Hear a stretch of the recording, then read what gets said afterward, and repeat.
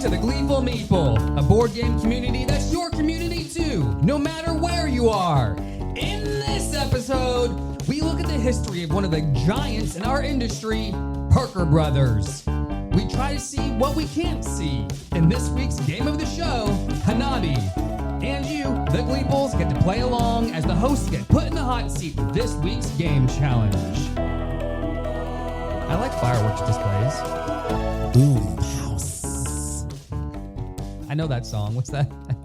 Wait, yeah. Isn't Boom, that Charlie boom, boom. XCX? I don't know. Something. Or Black Eyed Peas. Hey guys, this is James. This is JK. And I'm Emily.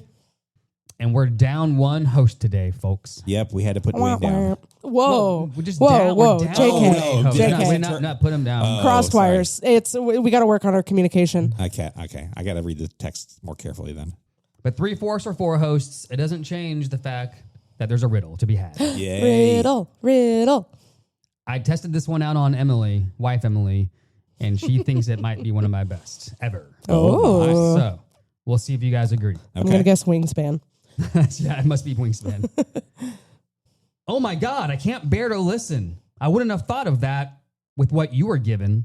It all makes sense now that I'm done. Beware, it's not always easy turning 2 into 1. 16 to parse and turn into 8, which leaves you with 4 of my brain on a plate. Oh, my word. I was fine until you started doing numbers. There's one more line, which I think will give it away. Okay. I'm going to give you guys a moment. I almost want to repeat that before I finish it. I'm going to repeat it. Start it all over. I'm going to start it over again, and then I'll finish it with the final line.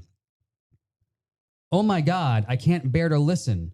I wouldn't have thought of that with what you were given. It all makes sense now that I'm done. Beware, it's not always easy turning 2 into 1. 16 to parse and turn into 8, which leaves you with 4 of my brain on a plate. Yep, I got it. It's your lucky day to guess away on what I think these should say. And Emily thinks she's got it. I don't know. JK is still stumped. I'm blank. Is it So Clover? It is So Clover. Nice, Emily. Okay. Fun fact, that was the first game I ever learned when I came to a Gleeful Meeple event. Oh, wow. So it was written for you then. Mm-hmm. So you were with a big group of people that we didn't know, and we threw you all on a table together and said, here's So Clover. Have a great time. And Ryan, friend of the show, Ryan, was like, here, I'm going to teach you. Which now I'm wondering, I wonder if he was just trying to get out of the game. Like he had enough. Yeah. It's one of those good warm-up games, but when you're like warmed up, you're like, I want to play another game now. Good warm-up game that handles a lot of people at once. Yes. So that's a saver at events for sure. Well, guys, this is a special episode. Special? A special. We're like in the middle of the year. Well, now it's not a holiday. When I was a kid and they always did the very special episodes about something on TV, either somebody was dying or pregnant or Emily, what's happening? Whoa, no, not me. No. Okay. I don't have news. We're 50 episodes young. Wow. No way. We made it. There's no way it's 50. It doesn't feel like it. No. Man, Dwayne's not here for me to poke fun at him. It's sad. Or Dwayne's age of episodes old. Is he even 50? Yeah. Wow. Well, you put him down. So. What? Until he was put down. Yeah. He hit his half-life. We went ahead and cashed him out. Anyway, 50. Man, what have we learned? We're still alive. I learned. I actually still like you guys. Half-life? Like, Yeah. I got the reference. Yeah, thanks. Different game, but same deep cut. 2.5 years in, guys. We're doing it. Yeah. So I looked up some stats. Okay. Apparently. And they do say that most podcasts stop around episode 7. Wow. With roughly 47% failing to make it past their 3rd episode. This is a phenomenon called pod fading, apparently. Pod fading. So what you're telling me is we are one of two things. We're either really, really good at this. Or delusional enough Or to insane. keep trying. Yeah, we're just going to keep hammering away at that windmill until it comes down. We're very stubborn. Yes. And we just like talking about games and meeting new people. Yeah, 90% of podcasts fail to produce more than 20 episodes. So, hey, you know what? We're stubborn enough that 90. We're 10%ers. Two and a half years from now, I'll see you guys at the 100th. Yeah. And lucky us, those of you that have been listening to all 50 episodes at this point, thank you. Yeah, seriously. Yes, thank you. Couldn't do it without you. I mean, we're selfish enough to where we make that just because we like it for ourselves. We enjoy talking about games, but it's nice knowing there's, I don't know, 2 or 3 people out there listening. Yeah. Well, we enjoy this, but let's not rule out the fact that we are making a ton of money from our sponsors. They're back. I mean, I'm driving a Lamborghini now. I don't know what you guys are doing.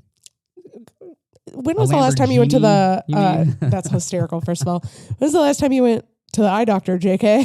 I'm still wearing my iBuy Direct glasses that I got a year and a half ago, so it's been a hot minute. Yeah, that All right. spreadsheet doesn't say what you think it is. But really, 50 episodes. Thanks, y'all, especially if you've been here from the beginning, just for following along. We don't plan on going anywhere, so we'll reconvene at 100.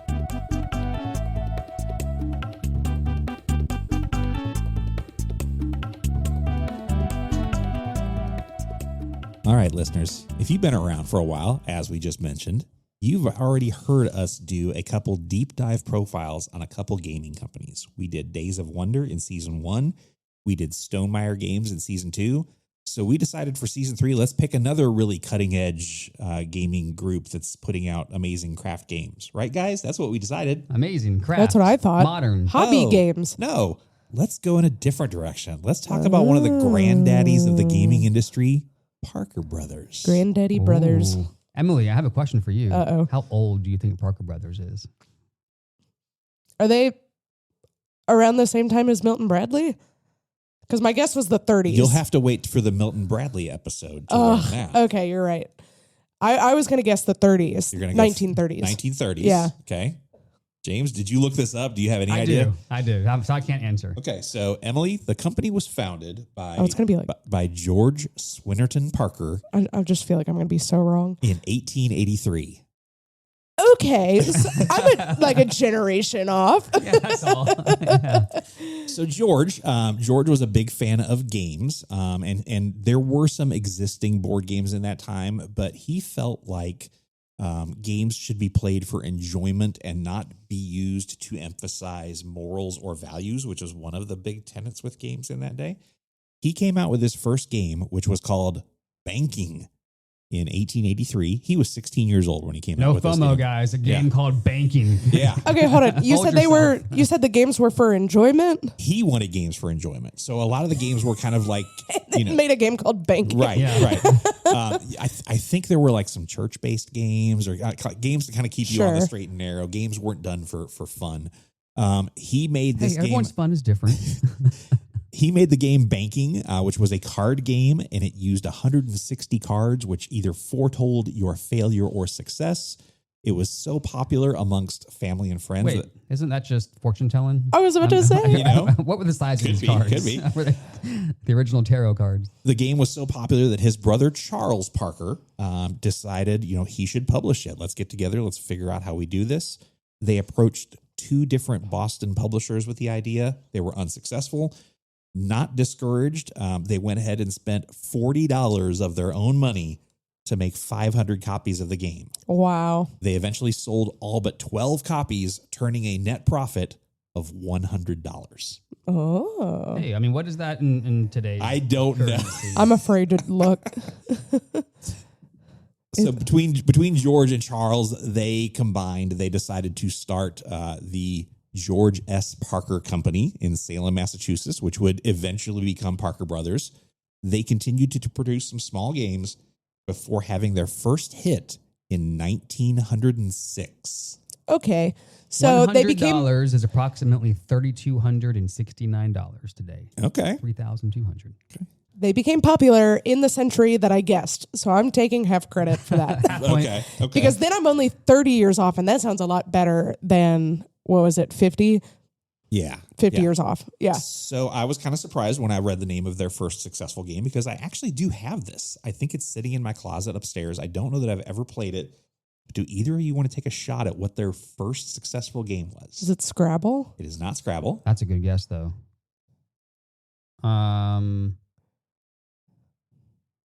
Accounting. We're going from banking to accounting. Yes. Nope. It was a little card game called Rook. Oh, I know of Rook. Yeah. Like I said, I think I own it. I Yeah. don't know that I've ever actually played it. It's just been sitting on a shelf. So that was their first big hit. They would go on through the 1900s and 1930s, continually to produce high quality, rules driven games. A lot of minor successes. Bear in mind, Parker Brothers would, over the course of their lifetime, produce close to 1,800 games. So there's a lot of games in their catalog. Their first hit came during their biggest hit by far came during the Great Depression, the 30s. Which is in what decade? Yeah. Thank you. Thank you. I feel here's- justified. So here's where Emily Give me all comes the into play. And let's talk about what game that was. So I'm going to give you a couple lead-in stories to this. There was an American woman named Lizzie McGee that created a game called The Landlord's Game. my And word. she tried to bring this out and make it popular. And it moderately was, but the Parker Brothers took a look at it. They liked it, but they felt there were some complications with it. Eventually, another gentleman named Charles Darrow.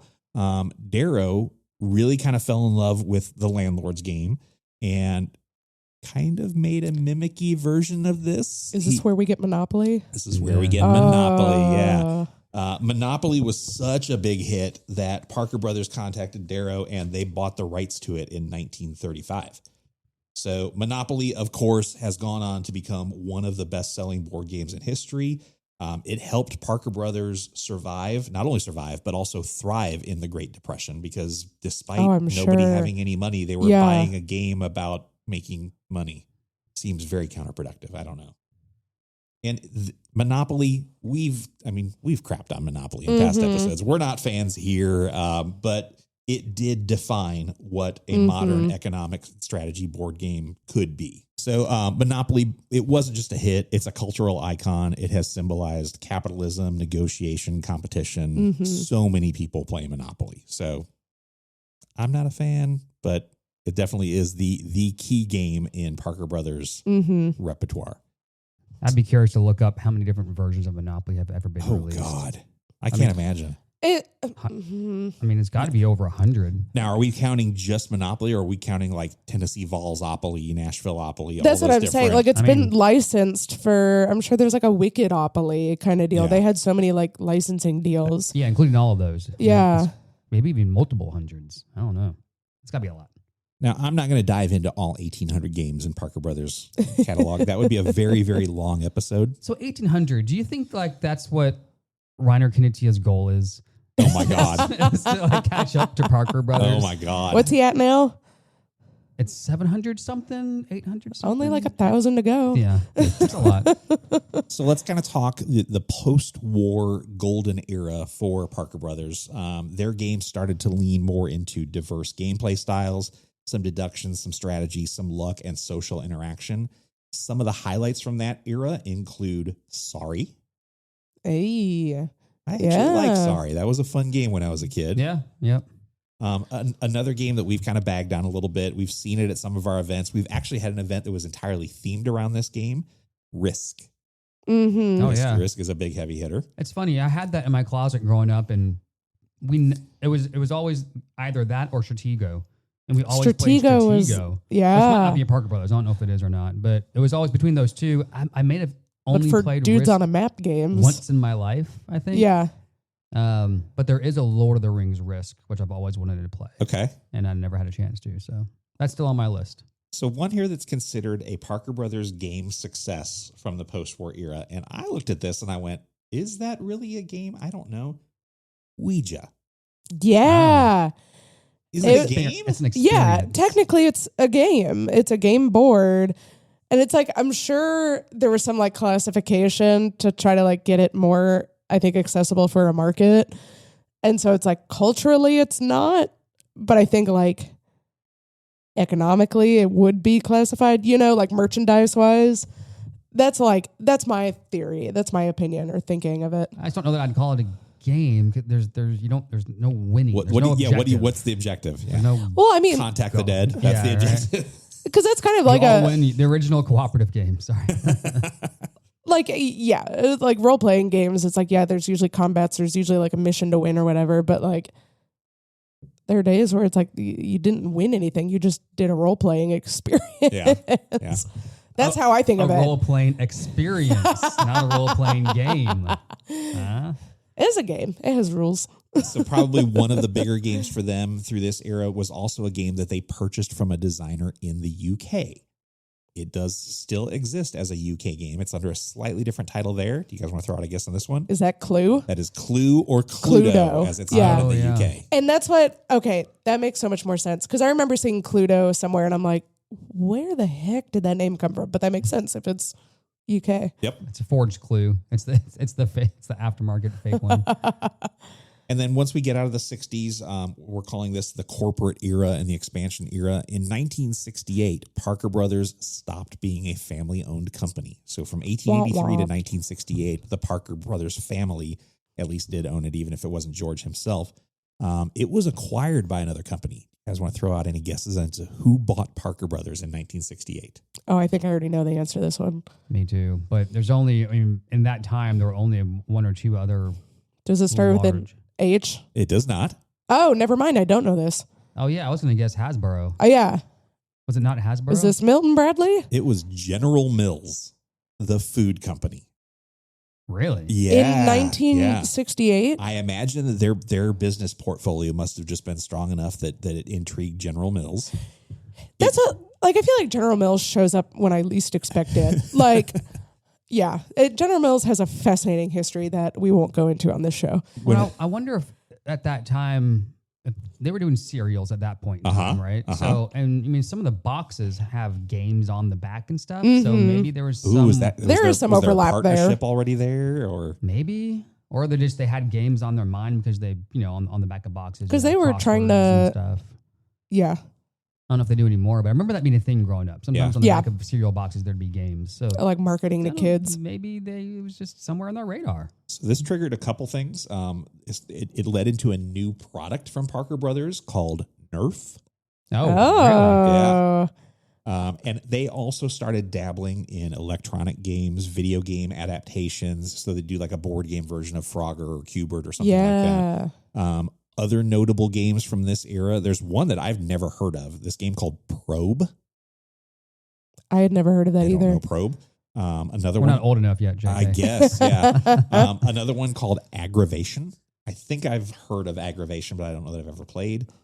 And probably their big heavy hitter from this era was Trivial Pursuit. Oh, yeah. So right along with Monopoly, how many different versions of Trivial Pursuit have there been since the 80s? Yeah. I was about to say, before you did Trivial Pursuit, I was like, man, they're really nailing the one-word game titles. And then you said Trivial Pursuit, and I was like, oh, whoops, never mind. So as we get into the 90s and 2000s, ownership of this company has changed multiple times. General Mills sold them off to a company called Kenner. Kenner, I think, was widely known. I don't misquote me here. I think I'm right, but I believe they were the ones that did the Star Wars action figures through the 80s. So big name company. They picked up the Parker Brothers brand. Eventually, Kenner would sell off to Tonka, the toy truck company. Wow. Yeah. And then Tonka in 1991 would be acquired by, you guys already guessed this one, Hasbro jumps in and picks them up. Yeah. And then in 1998, Hasbro also bought Milton Bradley Games. Okay. And combined both brands to become Hasbro Games. So at that point in 2009, officially, the Parker Brothers brand name was retired. Oh. And as of today, those classic games are still sold, but you will find on their boxes they are now under the Hasbro Gaming brand. I'm sorry, can you say that year again? Which part?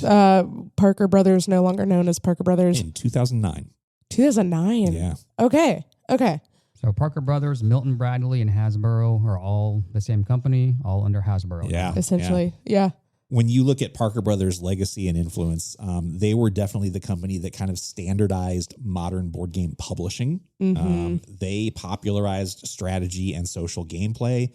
They created titles that in nearly 90 years has still been globally dominant.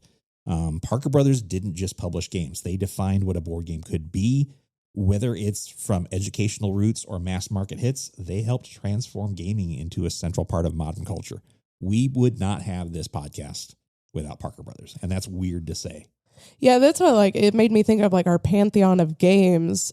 We really focused a lot on the games themselves and not like any of the companies or whatever. But yeah, like if we were to do that, Parker Brothers would definitely be on the list. Yeah. As I was doing research for this, I mean, obviously the heavy hitters were there, but it was kind of fun looking at some images of different Parker Brothers games back from like the 60s and 70s and trying to remember, you know, as a kid, did I play that? Did I do that one? I think I know that one. It was kind of fun. Nice. Oh, what a walk through memory lane. Yeah. Yeah, I grew up. Our closet was filled with these games growing up. I wonder, is Mousetrap a Parker Brothers game? Well, let me look. I'd be curious about that. They set the standard on all kinds of things, but board game boxes. I mean, boxes back in the day used to all be thin, long and short boxes, you know, and so many of them were like that. Yeah. And eventually that changed over to the new modern, right, ticket to ride size box at some point. But they were the first to do a lot of things. Mousetrap was originally produced by a company called Ideal. I'm looking at revised versions. Let's see. It was redesigned by Sid Saxon. Stayed with Ideal for several years until Ideal was purchased by Hasbro. Man, 1883. What a history. I mean, were there any game companies before that? They have to be the first, right? Well, let's look at Milton Bradley and see when they came out.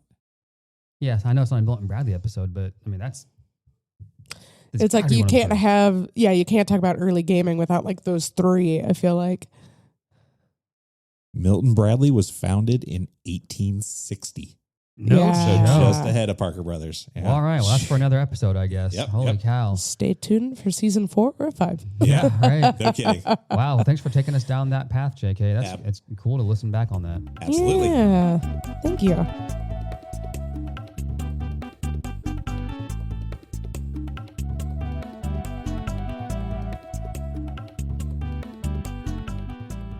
All right, Gleeples, our game of the show today is Hanabi. Hanabi was released in 2010. It plays 2 to 5 players, although Board Game Geek says it's most gleeful at 4. It is designed by Antoine Bauza. The artists are Antoine Bauza, Gerald Geroulis, Laura Michaud, and Albertine Ralenti, and was published by R&R Games. JK, can you give us an unhelpful summary of Hanabi? Hanabi is a cooperative card game that flips the usual idea of card play on its head. You can see everyone else's cards, just not your own. The theme is a fireworks show. Players work together to build 5 color-coded sequences representing perfectly launched fireworks. The catch is that you're holding your cards facing outward so only your teammates can see them. On your turn, you can give a limited clue to another player about colors or numbers. You can play a card, hoping it's the correct next number in a sequence, or you can discard a card to regain valuable clue tokens. Because communication is tightly restricted, the game becomes a puzzle of inference, memory, and trust. You're constantly interpreting what others chose to tell you and what they didn't. In short, it feels like a quiet, strategic conversation where every hint carries weight and success depends on how well your group learns to read each other. That's Hanabi. Yes. So this is another one of those hidden information co-op games that I feel like can be super tricky for groups to play. But this was one of the first games in my collection because it was whenever I played it the first time, I just fell in love with it. I think the concept was so cute. The artwork on the cards is really adorable. Not the most colorblind, accessibility friendly, but they do try. So full disclosure, we played this online on BGA. So which actually has a really good interface, in my opinion. JK's giving me a face. I think JK has thoughts. So, yes, playing Hanabi live, one of the problems that I suffer with is the personally memory. as a player is just remembering what people have given me as clues. And BGA. And moving your Yep. cards around in your Yep. hand. Where did I just put that one that's supposed to be a 3? I don't know where that is anymore.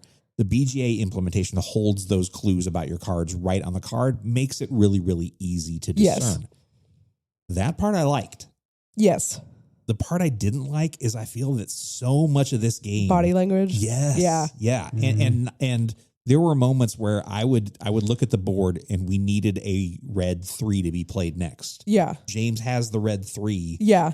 There's no clues on it. Yep. So I go over there and I go, James, this card is red. And in my Yes. mind, he's going to Yes. go, oh, okay, that's why JK is telling me that. And No. didn't happen. Yeah. I have had so many arguments of like, I was trying to tell you this, blah, blah, blah. And it's like,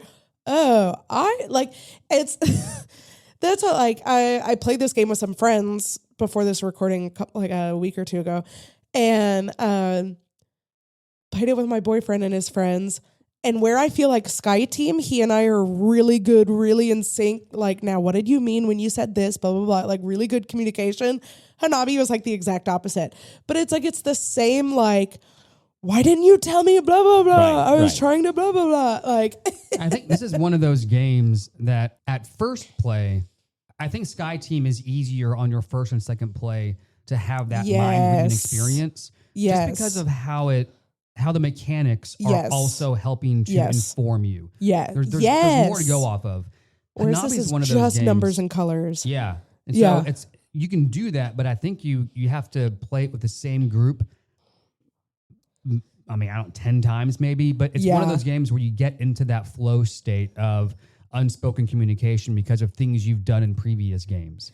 This meant this in the last game, so I see what you're doing here.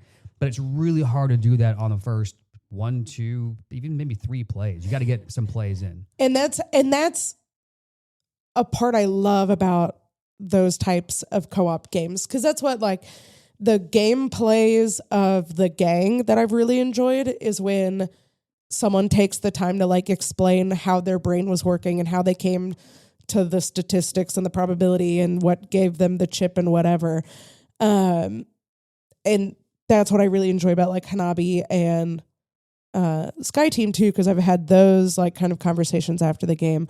It's when we played in person, we went super relaxed on the table talk rule, because this is another one of those games where it's like there's really no table talk allowed. But as with all non-table talk games, there's so much body language happening at the table and stuff, where like how fast you put something down, and how then when sly it's you are about it. Right. And then when it's like a group's first time playing it, I know as the teacher, sometimes I'm just like, I kind of want to talk through like why I may be doing something or whatever. So we had like our kind of like system of like, there got to a point where it's like, JK might have mentioned it, I forgot. You have a limited amount of clues you can give. Yeah, that's the other hard part about this You game. like, because it's like this countdown to midnight kind of deal is how they do it thematically. And so every time you give a clue, you're spending a clock. And the only way to get the clocks back is to discard a card. So now you're like balancing this strategy of like you're trying to get cards 1 through 5.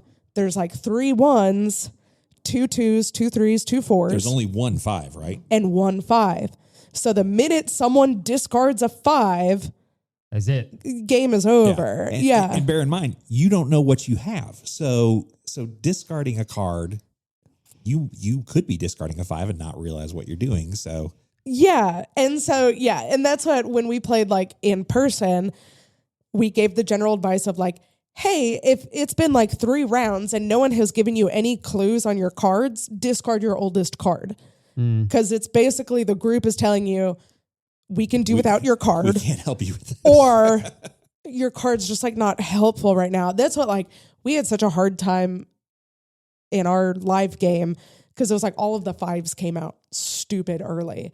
So like our first like 4 or 5 clues were like, hey, that's a 5. Hey, that's a 5. Stay hey, away that's from 5. this card. Yeah, like do not discard this card for the love of God. I don't know where any of the 1s are because that's how it was shuffled. Or like we had all of our 1s out pretty easily. But it took forever to get a 2 onto the board because we had to warn so many people about 5s. And I think that's one of the smartest design decisions in this game is the 3 1s, 2 2s, 2 3s, 2 4s, and then a single 5, because it allows you to, as you're starting off the game, as long as you're not discarding the 5, you can make mistakes early on because you discard a couple of 1s while there's still 1 left. Mm-hmm. So it kind of ramps you up to being restricted, which I think is really smart. If it was 1-1, right, then the chances of you ever winning would be basically impossible. Yeah. Right? So it's neat that they thought that through, and I think it gives you flexibility to be able to discard and be okay, but then also learn. But then as you get through the game, you get 2/3 of the way through it, and you're starting to figure out, oh no, there's 2 of the green 2s are out there. I can't just be willy-nilly about discarding now because I might be the 3rd one, and if that happens, then we're screwed. So it puts pressure on you at the right time during the game rather than just immediately at the beginning. And it just kind of slowly ramps up. I think it's really smart. Because that's when cards are discarded, you're allowed to see them. So there might come a point where where every card is. And so therefore, by deduction, you can figure out what's in your hand, even if you might not know where it is.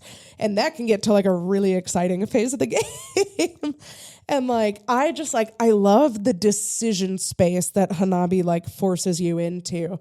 We had a moment where the friend who was to my right was okay, Emily, I know I have a playable card, right? And we don't have a clue. And I was yeah. He was okay. And he discards a card so that I would not discard a card because I had 2 of the remaining 4s of whatever suit I had. So it's they could not risk me discarding a card because I had no information.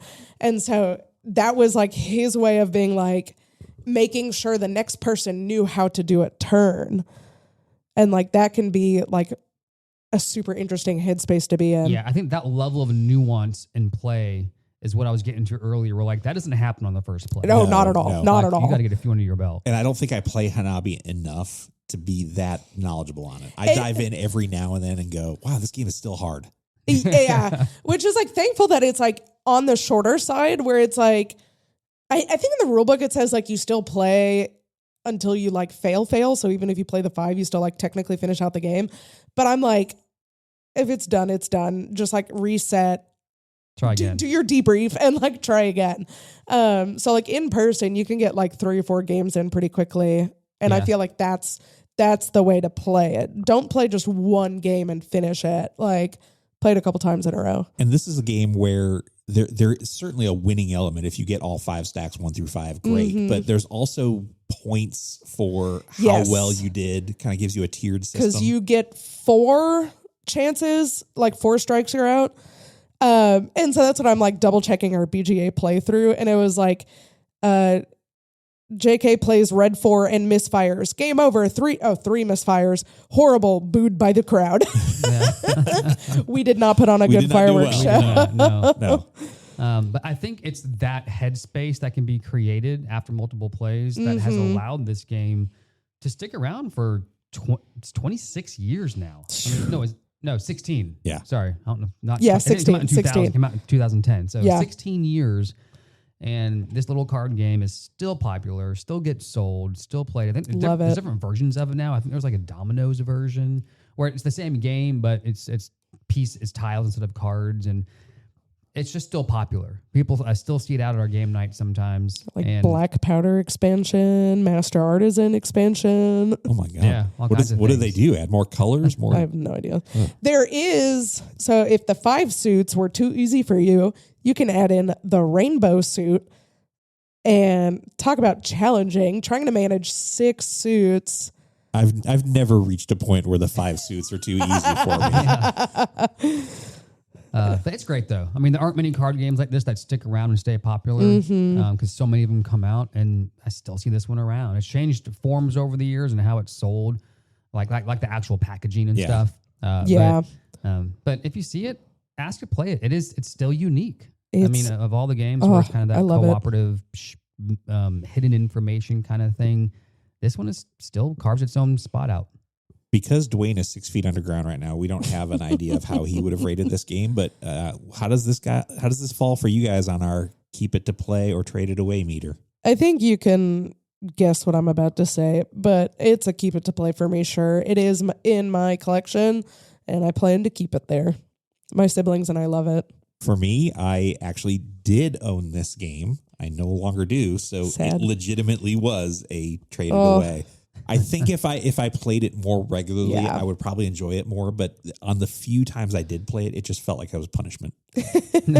Yeah, so it's not in my collection. I also don't play it regularly enough, I think, to get to the point to where it's that, headspace that you were talking about, Emily, and being able to do that. And I do enjoy playing it when I do. And I know it's in our group. But I also have a large stack of smaller card games I already own that don't get played. And so because of all of that, it's a traded away, but not because I think it's a bad game or that I don't enjoy it. I just don't need to, I don't think. Yeah. I think let's call this a caveat. So it's technically 1 out of 3 on the Glee meter, but Sad. we're not saying not to play it. Right. Yeah. In fact, I would encourage you to play it if you are out at one of our events. It's not a long play. You can get 2 or 3 quickly back to back. It's a good time. So this was a cooperative game. We do not have a winner in this game, and as Emily said, as a team, we did horrible. Oh, yeah, we were not bad. good at this game at all. Sad. We'll try again, maybe get better in the future. Yeah. For this season, as you all already know, we are not picking games based on the winner. We are just going in rotation, and it is Dwayne's turn up next.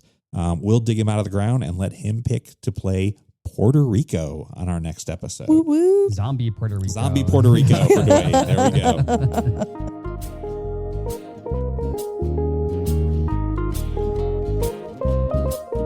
So I think we've talked enough about board games that it's time to play a game on air. No, not a board game, a game about board games. This time I have a game for us, and I unfortunately did not make a name for it. I'm so sorry. But JK, you had me thinking with these Parker Brothers games, they're very kind of like economical, that I thought we'd kind of play The Price is Right. Like who has the most expensive board game knowledge taste?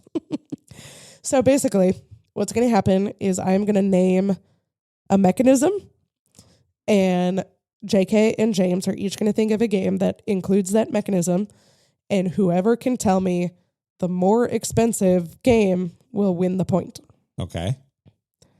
All right. So I'm going to give you 5 mechanisms total. We'll just do one at a time. Okay. You guys ready? Yeah. Okay. All right. Your first mechanism is auction.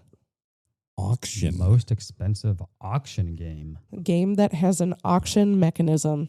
Ooh. Now, are we doing just base games or are we doing like Base games. Okay. Yeah. Okay. And it's basically whatever I can like basically find on BGG first, and like Amazon is going to be kind of our main website we're going to go off of. James, let's rock, paper, scissors for first bidder. I mean, you guys can Yeah. No, we just lock in just on lock a in the game. You just can't lie if you. Okay. Okay. Yeah. Yeah, no, Auction gaming. if you don't think you can be honest, you can So DM many me on auction Discord. games are small little ordeals. But there are some big old economic games out there. I have one. All right. JK's locked in. Oh, I know it. I know what JK put. Mine might. I don't think you do. Okay. Because I just thought of another one that depends on the version that you buy. That's the one I did. That's the one I didn't put. Yeah. Okay. So JK put Power Grid. That does have auction in it. And the price on Amazon is listed at $44.47. So keep that in your minds. And James put Realm of Reckoning. You won't find that on Amazon. No, it's not out yet. I just realized that. It's being uh-oh. delivered like right now, though. Just find the MSRP. All right. Is auction sealed bid? That counts. And shopping, no listings. I just realized that. I can change mine. I'll change it to the one I was going to say. So I'm not cheating now that I know JK's is Power Grid. Okay. I'd allow it. If that's okay with you, JK. Yep. And we can say it's the retail version, I guess. Skyrise. Ooh. Okay. That'll be close. Yeah, I think the retail version will be close. I think Ra is cheaper. The base game of Ra is not that expensive. Is there even a base game anymore that's not fancy though? Yeah. Is there- They've got just a cardboard one. Yeah. All right.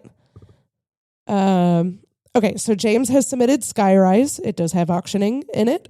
And Amazon has it listed at $69.99. Wow. There we go. Good job. All right, so that has James at 1 point. All right, your second mechanism is open drafting. And JK has submitted Rajas of the Ganges, which is not correct. Oh, no. It has tile placement.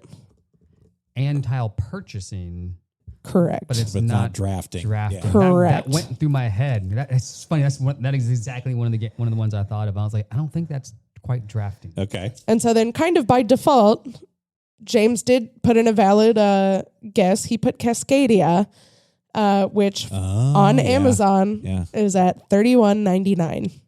So Hey, there you Yay. go. Not bad, not bad. open drafting. That's it's a unique one because it's not like you're drafting a hand of cards and passing them around till there's none left. It's an ever changing row of drafting From a market. Yeah, kind of, yeah.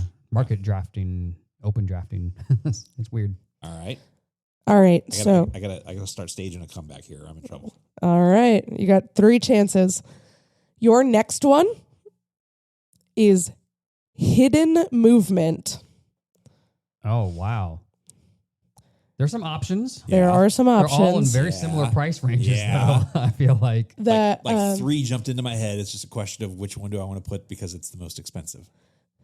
Ugh. That's it. While you guys are thinking, I'll just vamp to the crowd right now. I always feel like I come to our podcast with really easy game challenges, and I'm like, I have to think of something that's going to make them think. I see JK is closing his fists. Hidden movement. Yeah, What you hidden said, movement. Oh, looks like we got some typing. Which one did I go with? I know. James? And there's one I'm thinking of, but it has a retail and a deluxe. And since we're going to go retail. James types so loud. I know, I do too. The fury of the fingers. All right, James, you're going to have to pick a different game. No. All right. You know what? I'm going to pick, And fun fact, that game is not available on Amazon, but all of the other websites have it around the same price. Okay. I'm metagaming a little bit. I think this game is newer, which by default is going to have a higher MSRP. There you go. New hidden movement. Okay. All right. So, JK wrote Letters from Whitechapel. Does have hidden movement in it. Good job. The Amazon link is unavailable, but the next website they have listed is Cloak and Gamer, which has it at $43.96. Okay.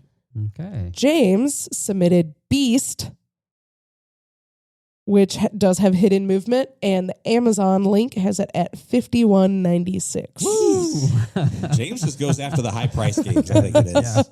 I'm trying to find a deal here. I'm attracted to flash and fancy. I know, it's like the next time we play this, I'm going to have to like flip it. You got to find me the cheapest game. Yeah. All right, so that's it for hidden movement. Your next mechanism, end game bonuses. So many euros. Every euro ever is endgame bonuses. So like contracts, kind of it like, Contracts is technically a separate mechanism. Okay. Fun fact. Endgame bonuses. We both did the same game, I bet. No, No, okay. but JK's has 3 different years. Hold on. Gonna make sure I spell it right. Which one is this one? That's not it. Okay. The one you're familiar with. Yeah. I was second guessing myself on what year it came out. Oh, hey. Marrakesh? Yeah. Is that what you did? And guess what? They both came out the same year. Fun fact. Okay. James has submitted Revive. It has endgame bonuses, and the Amazon link has it at $87.99. Yeah, it does. Is it really that expensive? Yeah. It was Holy big. cow. It's a big box, lots of stuff. And JK falling short again. Oh, yeah. With Marrakesh coming out in the same year. Amazon link has it at $79.99. Barely. Man. So that was 4. Yep. All right. And then to round it out with our last mechanism in honor of Parker Brothers' probably most famous game, Monopoly. Really? Player elimination. Oh, I thought you were going to do roll and move. Ooh. Player elimination. I almost did it, and then I found it was too boring. Oh, I got one. I think I got this one in the bag. Yeah. In the box. Did you send it to me? I mean, you got 4 out of 5 already. So And your submission was already on the player elimination mechanic page Oh, yeah.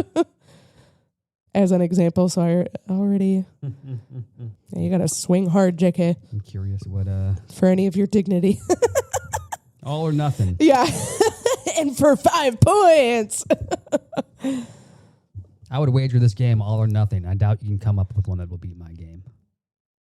well, I struggled to come up with any game for player elimination. I don't know where my brain just took a left turn, but we'll see if this may not even qualify. The heavy sigh tells me it did not qualify. Yeah, technically it's not an expansion. It's a reimplementation, and it does not qualify. Okay. Okay. JK has submitted Zombicide Black Plague, which does not qualify. Yay. It does have variable player powers, and turn order progressive, but does not list a player elimination. And James has submitted Nemesis, which is valid. And Game Nerds, it's unavailable on it's unavailable on Amazon, and Game Nerds has it at $41.97. So I feel like it's on sale because no, there's that's not no right. way. That's not right. It's out of stock on Game Nerds okay. for $127.99. Yeah, well Played has it $129. Noble Knight Games has $130. So yes, I was gonna go with those. Yeah. And even eBay, where you can get it cheaper, was at $62.99. So I was like, that $41.97 does not look correct. And yeah, congrats, James, for the sweep. That just means I spend too much time buying and selling board games. I'm in the market. I just live in it. He's just fully aware of how much money goes out to his games every year. Yes. Maybe I should pay more attention because I had no clue. But yeah, thanks for playing. Thanks, Sam. Wait until after Gen Con to pay attention. There you go. Yeah.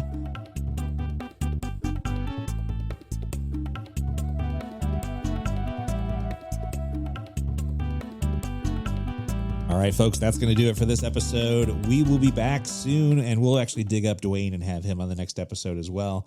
We do want to thank our sponsor for today, the Warner Brothers Studio Store.